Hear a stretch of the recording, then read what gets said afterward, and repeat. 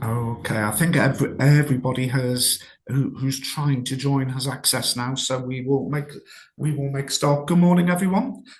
Thank you all for logging in this morning for the MKS Hospitality and Leisure Budget Update. For those of you who don't know me, my name is Peter Davies. I'm a partner here at MKS and also the head of hospitality services. Please excuse my voice. I am a little bit hoarse this morning, but I will struggle on gamely. But thankfully, I have a couple of colleagues here with me today, and they're going to do some of the heavy lifting. And I'll introduce you to both of them in just a minute. So the budget has now been just over a week ago. The dust is beginning to settle. And what we're going to do this morning is take a look at some of the implications and changes, specifically those that have an impact and will affect the hospitality sector. I think it's probably fair to say that the Chancellor gave us a menu which was comprised of three items: thin wool, hard cheese, and small beer. Um, there have been lobbying and there have been calls for changes with regards to VAT and national insurance contributions to try and help the sector. Those calls were ignored. There were no changes for VAT and national insurance, even though the NI rises are said to have caused anything up to 100,000 job losses in the hospitality sector since the last budget. Let's not even mention business rates. Well, actually, we are going to mention it a little bit later, but let's leave it before we delve into the thorny issue of business rates. We also saw the government announce a consultation on the imposition of a new tourist tax or a levy on stays in hotels.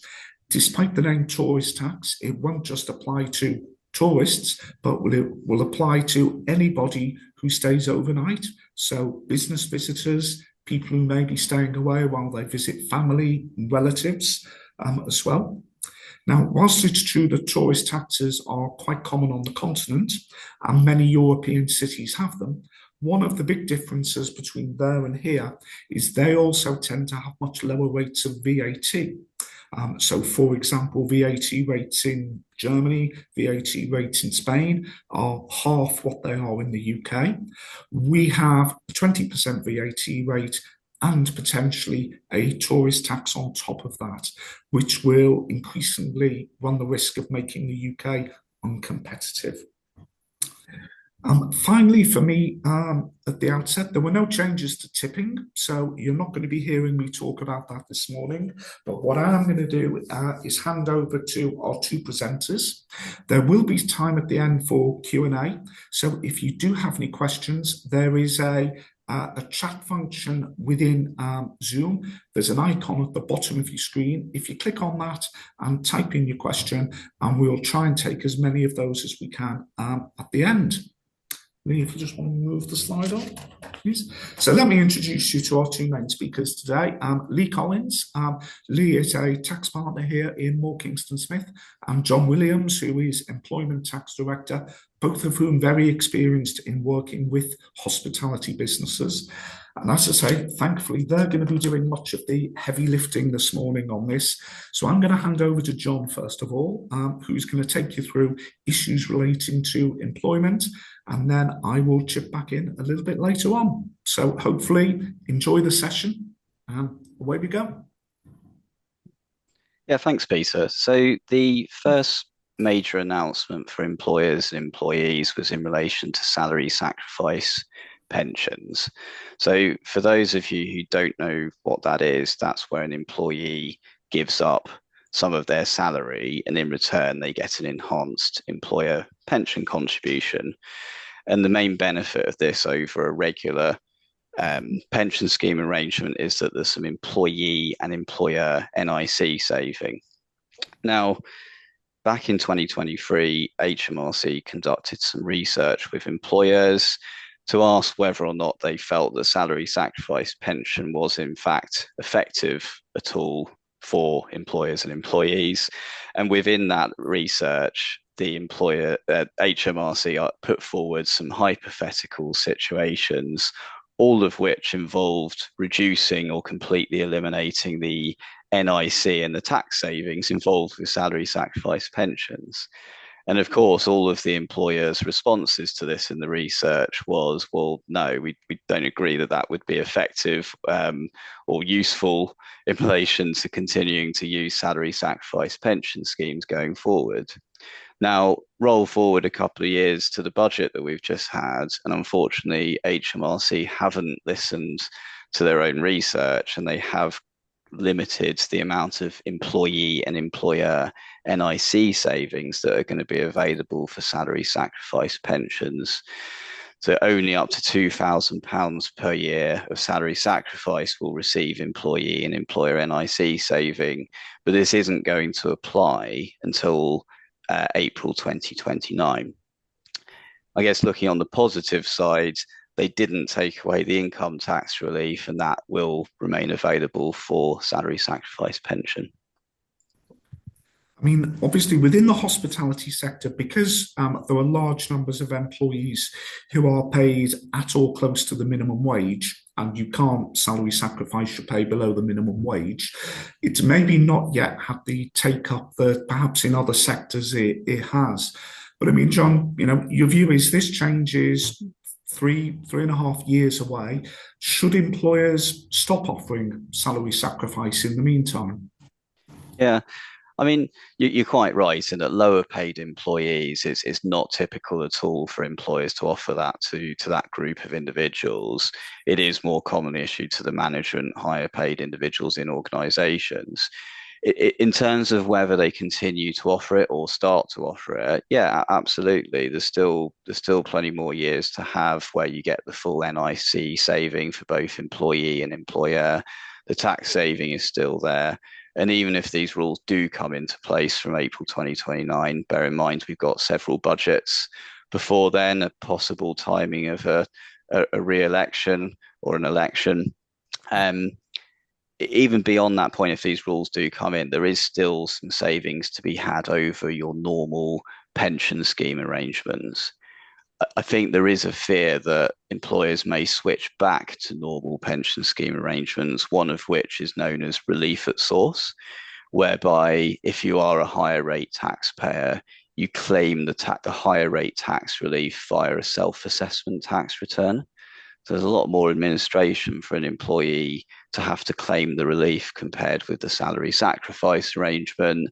And statistics show that a lot of employees don't claim that relief. So massive benefit for the Treasury, not so good for employees. Okay. Leigh, should we move on to the next one? So the other major announcement for an employer and employee perspective, not it was pretty much expected, was the freezing of the thresholds for income tax and NIC, often known as fiscal drag. They are going to remain frozen until April 2031, and that would include the personal allowance. Obviously, from an employee perspective, that's going to have an impact in that as you get pay rises, you're going to see more employees fall into the higher rates of tax as a result of this. I mean, how does this impact employers, John? Yeah, so a lot of employers enter into what's known as a PAYE settlement agreement with HM Revenue and Customs, and that mechanism allows an employer to settle tax and NIC on behalf of employees for certain benefits they provide their employees. And that's typically things like staff entertainment, because most businesses don't want their staff to have to pay tax on attending a team meal or a Christmas party.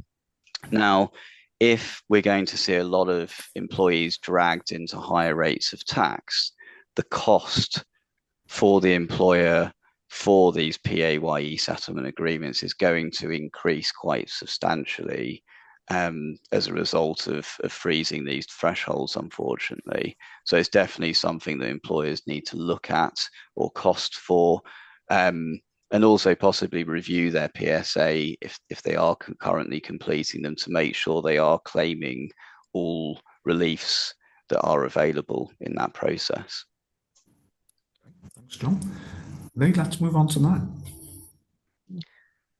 Yeah, national minimum wage. So obviously we saw an increase to national minimum wage as recently as 2025. We're going to see another increase to national minimum wage from April 26. So as you can see on the slide there, 4.1% increase for national living wage, and we're also going to see some quite hefty increases for the younger employees, the 18 to 20s and the 16 to 17 year olds. Obviously, this is yet another cost for an employer on top of the already increased employer NIC, which we saw that came in from the start of the tax year. And as Leigh or Peter, you're going to go on to talk about business rates later on in this seminar as well. So there is a lot going on in terms of increasing cost wise in this budget, unfortunately. I wonder, Peter, whether you've got sort of any additional thoughts on that. Yeah, I mean the rise in the main headline rate, the national living wage rate, I think was at the lower end of what was realistically going to happen. The government have publicly committed to maintain the national living wage rate at least 66% of median earnings. That meant it was never going to be far below 4.1% or another 50 pence an hour on that. It could have been worse. Now, look, given everything else, that's not a lot of consolation. It could have been worse on that as well. And the government has now asked the Low Pay Commission to consider the future trajectory of the national living wage beyond that 66% of median earnings as well. I think where there's a particular problem with the rises that have been announced now is the increase for 18 to 20-year-olds. We all know that youth employment prospects have been quite severely damaged anyway, particularly, for example, with the NI rise that came in April of this year and the way that thresholds were changed for that. I think this is likely to damage employment prospects for young people even more. Why would you employ an 18-year-old when it's becoming increasingly not much more expensive to employ a 22, 23-year-old who's maybe got some experience in the workplace as well? I think we do need to bear in mind that it was a manifesto commitment by the Labour Party that by the end of this Parliament, the rate for 18 to 20-year-olds would be the same as the main national living wage rate. So I think that we can expect to see over the next couple of years the increase for younger workers outstripping the main NLW rise to the point at which they're the same by the time of the next election as well.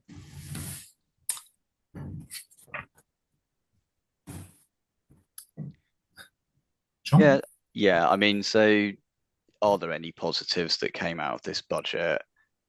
Nothing material. So that there was some small print that was worth reviewing to find that we've already got an exemption in place for income tax and NIC in relation to eye tests, home office equipment, and flu vaccinations, providing that an employer arranges and pays for that. But under current rules, if the employee went out, paid for it, asked for a reimbursement, that wouldn't be tax or NIC free. Now, obviously, there's a mismatch there, and the Chartered Institute of Tax, ICAEW, many other groups have lobbied the government to see common sense that the two ways of ensuring that employees can get these types of benefits is really the same. Can you amend the rules so that NIC and tax relief is available for reimbursements? Unfortunately, HMRC have seen common sense, and so from April 26, they will extend the tax and NIC relief to reimbursements for these types of benefits. Now, I mean, maybe for people on this webinar, it comes as a surprise that reimbursements didn't attract tax and NIC relief, but the good news is that going forward, it definitely will. We also see from April 26, the key thresholds will increase for enterprise management incentive schemes. So that's a tax advantage share scheme. So we'll see an increase to the employee cap, the gross asset limit, the value of shares that can be issued under those arrangements. So a lot more growing businesses will be able to participate in these tax advantage schemes, which is really positive. And I think one of the things just on that point, John, that we're starting to see is where we've got many startup hospitality businesses, and they're particularly looking to tie in, secure, and incentivize maybe a head chef, a chef who's maybe starting to develop a little bit of a profile, and things like that, as well. That this is something that can be useful there as well as another way of incentivizing. Absolutely. And we also saw the draft legislation for what's known as mandatory payrolling of benefits in kind published alongside the budget. And so basically, from April 2027 onwards, there's no longer going to be a requirement for employers to have to complete P11D forms, which are used to report benefits in kind that are provided to your employees. So the most common example of that is private medical insurance. So no more P11Ds. That's great. Less administration for employers from that point of view. But instead, employers will need to report those benefits as taxable and pay the tax through the payroll system in real time from April 27 for the vast majority of benefits. So I think in the long run, this is positive for employers moving to the payroll system rather than having these separate forms and a separate process to have to report benefits in kind. But there is obviously a need to get your systems in place ready for payrolling your benefits in kind. And we highly recommend that you actually have a practice run on this using the voluntary payrolling benefits system. So you're able to voluntary payroll benefits at the moment, and you could use the 26-27 tax year as a voluntary practice run for this new system. You're going to need to register to payroll benefits in kind on a voluntary basis before the start of the 26-27 tax year to be able to do that. So if anyone wants any more information about payroll benefits, please do get in touch, because time is starting to run out before the mandatory rules do come into play. And then finally, for those businesses that provide company cars, some of which might include your plug-in hybrid electric vehicles, due to some EU emission regulation changes, it meant that the taxable benefit in kind charge for those types of vehicles had increased quite substantially. And HMRC have introduced, as part of this budget, an easement for that benefit in kind charge, and that's going to run until April 2028. I think there's some transitional rules beyond that will take place as well. And as a connected but side note to this, we obviously saw the introduction of electric vehicle excise duty, pay per mile, 3p per mile. That also applies to plug-in hybrid electric vehicles. So bit of a double whammy if you happen to have one of those cars. Yeah, I have a plug-in hybrid electric car as well. So yes, I'm looking forward to paying tax on the electricity, and tax on the fuel, as well. Cool. John, thank you very much. Let's move forward. And now let me bring in Leigh, as I say, who is one of our tax partners. Leigh's going to talk a little bit about some of the corporate issues that come out from the budget. Thank you both, and good morning all. Yes, there have been some changes and also some things forwards in the future that we can look at and just bring to your attention so you can keep an eye on them. In relation to corporation tax, the rate changed to 25% a few years ago, and that is likely to remain in force at the standard flat rate for any business or any group that earns over £250,000 profit per year. So that is going to remain. There's no change there. It's worth considering, especially in relation to timing of your costs and your revenue, especially costs, because that's more controllable.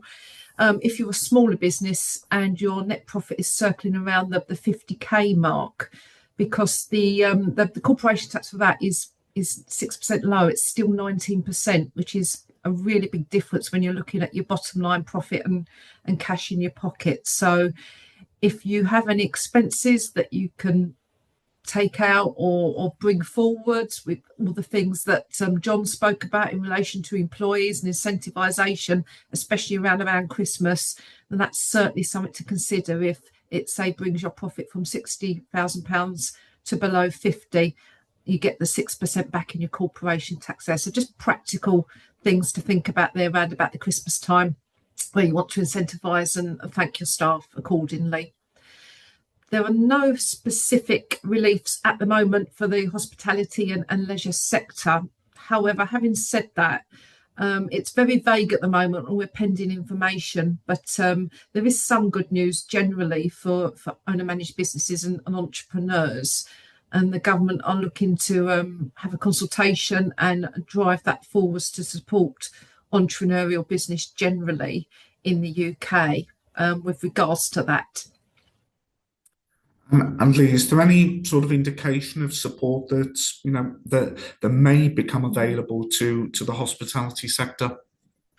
There isn't a lot of detail at the moment, as is usual. The good news is spread without any backup depth to it. But as we understand it currently, and we'll of course keep everybody informed, is that they're looking at the business life cycle of any business generally, and this applies equally to anyone in the hospitality industry. With regards to startups, they're going to be encouraged the use of EIS investors. So that effectively gives an investor who's subject to UK tax 30% tax relief on their investment. And obviously at the start, that lowers their risk of investing in you as a new business. There's also venture capital trust schemes where people put their money into an entity, and that entity then looks for businesses to invest into, and that's the same 30% relief. There is also, just to mention, the cease relief, which is in smaller investment type, which can give an investor up to 50% tax back on their investment. So a £100,000 investment automatically becomes just a 50k investment. That's really attractive. So that's been in for a while. If anyone needs any information on that, please do let us know. It's a really attractive investment for both yourself in hospitality and also people who would wish to invest in your business. They're also looking at wider considerations for growth. We'll come on to capital allowances in a minute and how that can help the sector with regards to that. And also I noticed that exit strategies were mentioned. There's been a lot of talk and slight change around when you sell your business and get relief on that at source. The old entrepreneurs relief, as it used to be known, is now called a catchy title, business asset disposal relief. I get the feeling they've called it badder for a reason. It's giving away money at lower rates, but hey. There is talk of that as well. So that is still there. That's in existence. They haven't scuppered any form of gaining a lower rate of tax payable by capital gains tax on an exit after you've had a successful business and you're looking at a point to sell on. That's also worth looking at still, with rates from ranging between up to 18% now, which is far lower than the current 45%. Or with the 2% increase, 47 that you could be paying. So just bear that in mind. There's still lots of things there that you can do. Please plan forward if you're looking along that part of your business life cycle. It's always easier to get to a better place given the rules and regulations in place if you have a run up to it. So please do consult us if you need that. A very brief mention, it may not be for everyone, but employer ownership trusts, and that's effectively where you sell the business to your employees. If there's the next generation that have built up a legacy to take it forward, that's still on the table. Not quite as tax effective, but still a 12% effective tax rate overall, which is still good news there. So yeah, there are lots of things on the table, very high level detail, but let's all keep an eye on it over the forthcoming years because everything is staged. Nothing's going to happen immediately. It's over the next 3 up to 6 years in some points, and we just need to monitor that and keep you informed about that where possible.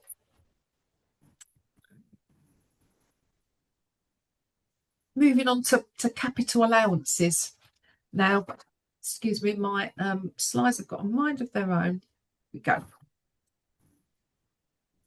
With regards to capital allowances, and and also some green investment, as people like to call it.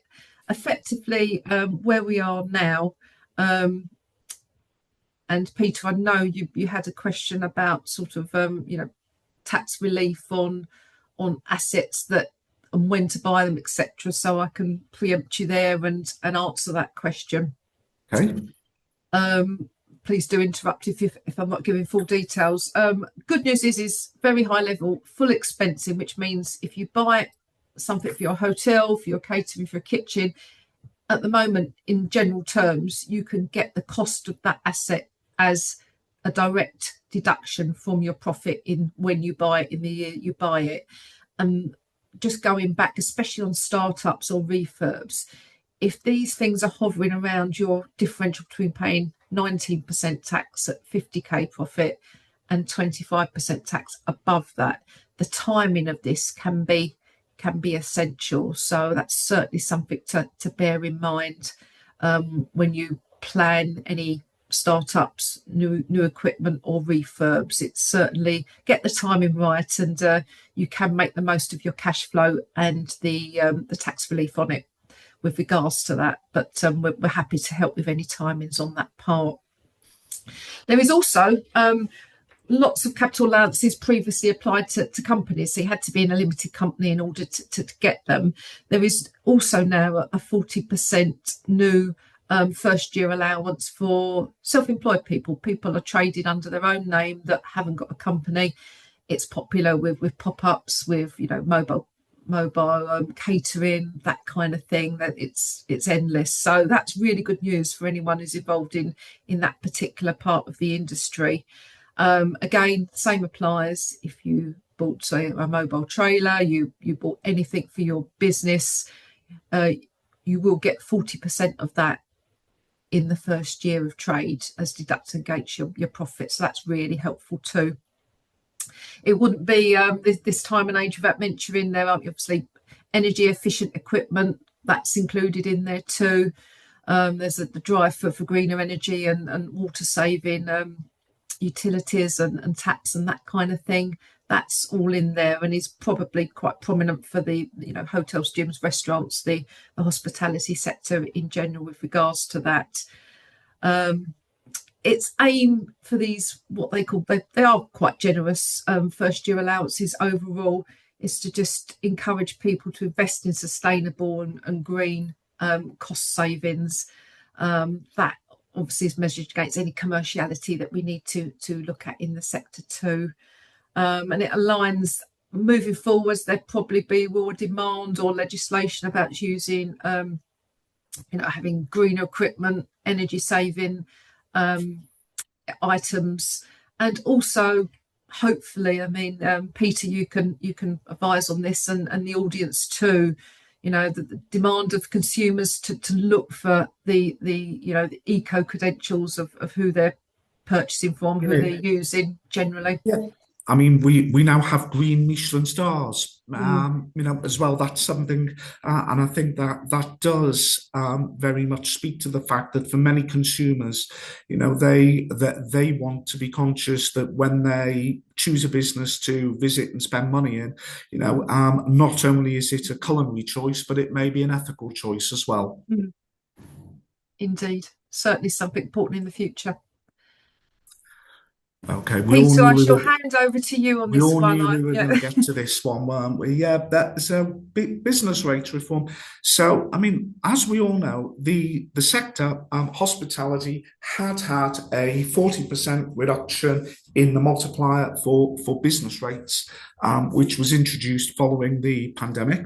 That was coming to an end in March of 26, and we all knew it was going to come to an end. And the sector and the sector's representatives have been lobbying for some time that there should be a permanent reduction in the multiplier for hospitality businesses. And the figure that was being asked for was 20% on that. Despite a lot of campaigning, despite a lot of lobbying, the government did not give that 20%. The government decided that they were going to introduce a permanent reduction of 5%. And I guess as the Chancellor was saying this, my immediate instinct, and probably most of your immediate instinct, was, well, that's not very much, but it's better than nothing, I guess. Okay. However, as everybody then realised rather quickly, all of this paled into significance compared to something else that happened on the same day, which is the Valuation Office publishing the revisions to the rateable values, which came out on the same day. And there was an extremely unpleasant surprise for the sector in those revaluations. So the government had talked before about helping hospitality. The government had talked before about trying to prioritise the high street over and above out-of-town type businesses. But let me give you a couple of statistics here. So pubs are going to see a rise in their business rates of 76%. Hotels are going to see a rise of 115%. If I'm Amazon and I've got a warehouse, I'm going to see a rise of 16%. And if I'm Tesco's with a supermarket, I am going to see a rise of just 4%. So actually, the rhetoric that we've been given in advance of the budget just has not been borne out by the facts and by the revaluations that have now come out.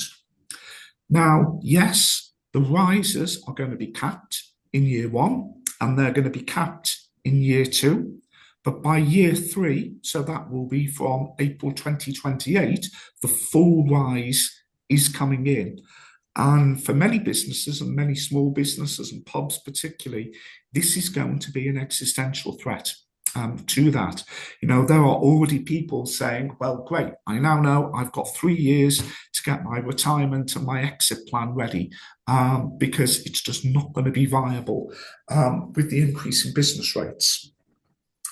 So those of you who are members of sector bodies and trade bodies, they are planning to lobby and lobby hard. I think it's fair to say that there has been quite a lot of shock about the way that the business rates rise is going to impact the sector.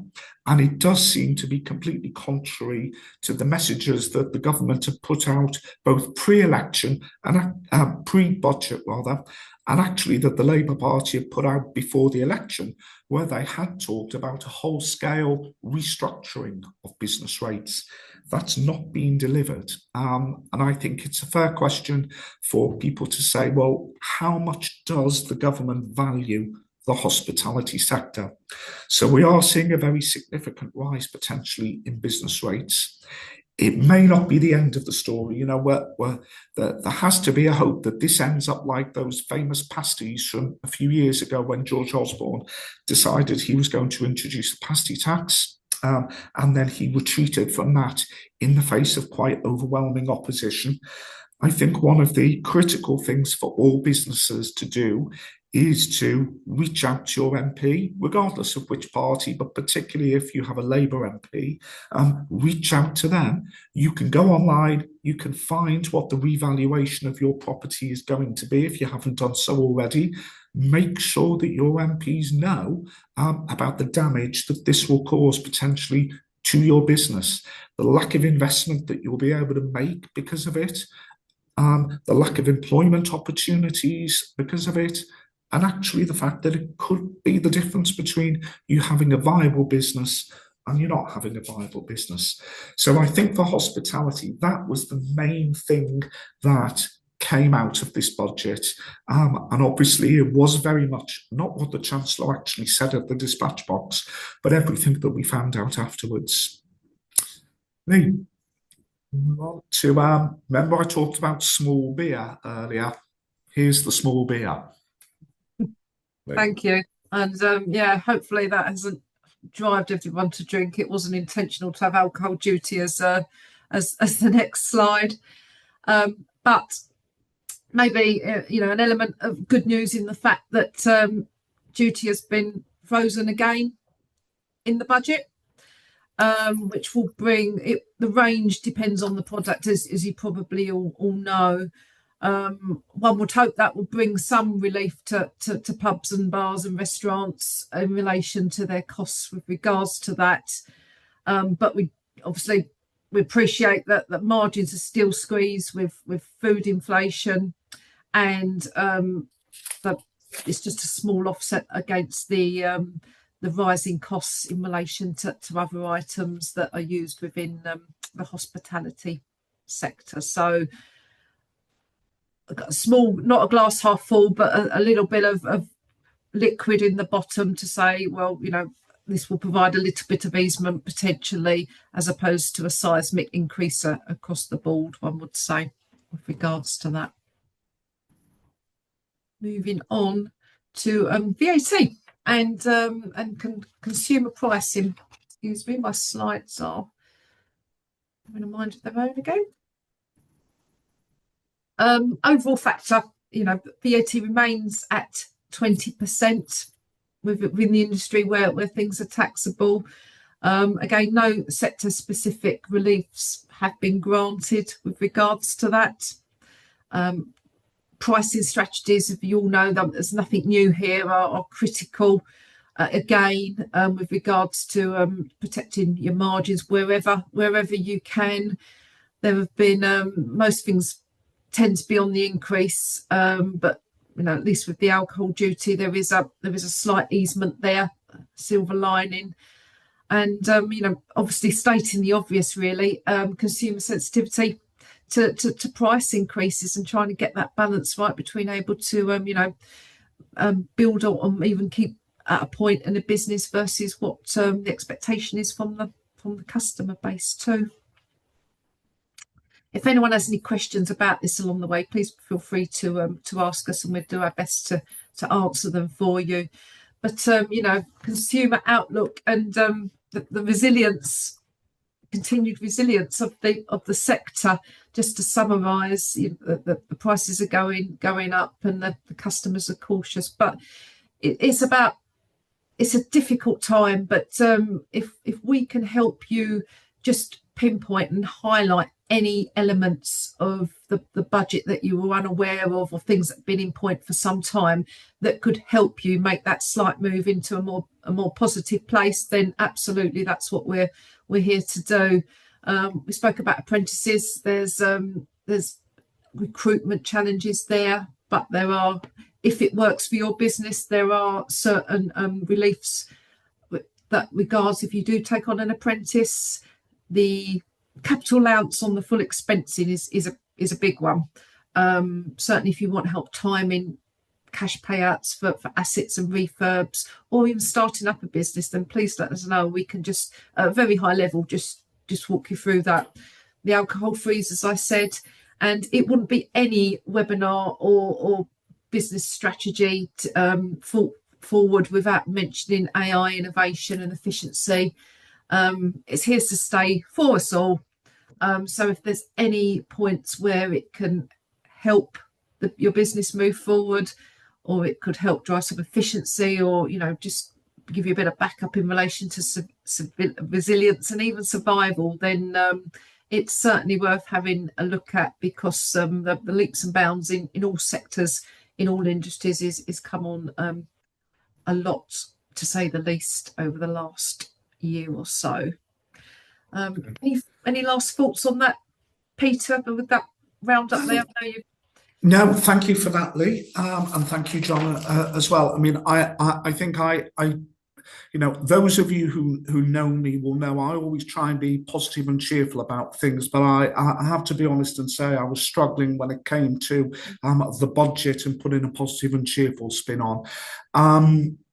In an event we had a couple of weeks ago, I was talking, doing a fireside chat with a well-known operator, you know, and his view was very clear, which is the government are not going to come to the rescue of the sector. We've got to rescue ourselves.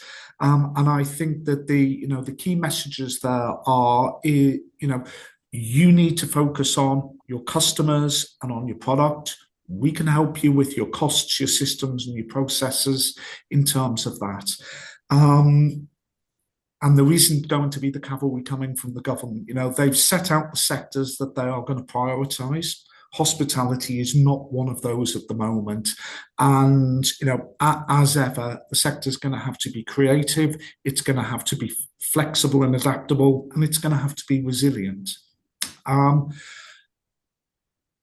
I don't think at the moment we've got any questions in the... oh no, we do have one question in the Q&A. Okay, have they published the transitional rates reliefs for year 1 and year 2? Yes, they have. I will be honest and say I don't know them off the top of my head. They are available on the Find My Business Rates, which is the Valuation Office's website. So they do have the rates on there for that. I think what the government have said is nobody's rise will be more than 15% in year 1.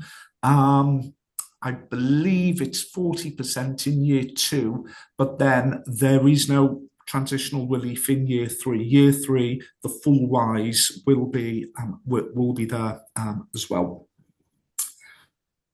Other than that, just want to trail another couple of webinars that we're doing in the first few months of next year. So we will have one on the thorny issue of trunk and holiday pay.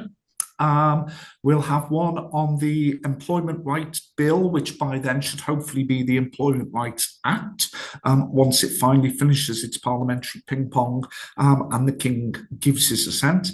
And we'll have one on national minimum wage, but specifically on salaried workers, which is a real hot topic at the moment and an area that Revenue and Customs are focusing on to a great extent. And I would hazard a guess and say that many of you may be unwittingly getting this wrong, unwittingly getting it wrong. So keep an eye out for those. We'd love to see you. Hope this has been helpful for you this morning. Thank you for your time. Thank you for logging on. Leigh, John, thank you for your contribution, particularly given my throat today. I am extremely grateful for you doing a lot of that heavy lifting. You held up, Peter, you held up. Real trooper. Thank you. Thank you. I need to go and have a large glass of whiskey, even though it's only 11:15 on that. So thank you all very much. Good to see you all and hopefully see you again soon. Thank you all.